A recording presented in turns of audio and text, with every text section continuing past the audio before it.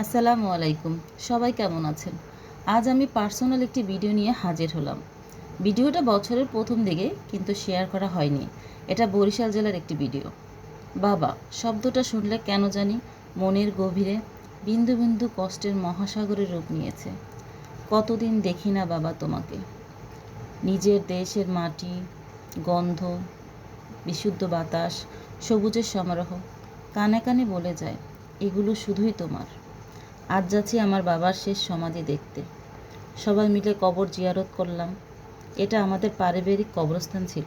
চলে আসলাম এদিকে। আমার ছেলে ও ভাইয়ের ছেলে দোলনায় চড়ছে।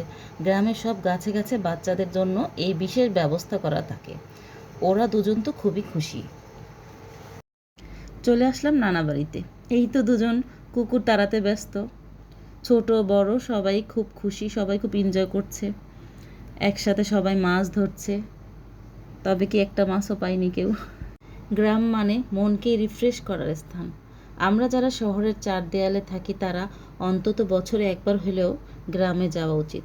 মগো বরিশাল লাগো আর কোনো সময় বাপ থাকুক আর না থাকুক, লঞ্চে ওঠার সময় হেব্বি বাপতা হে। সবাই ভালো থাকবেন।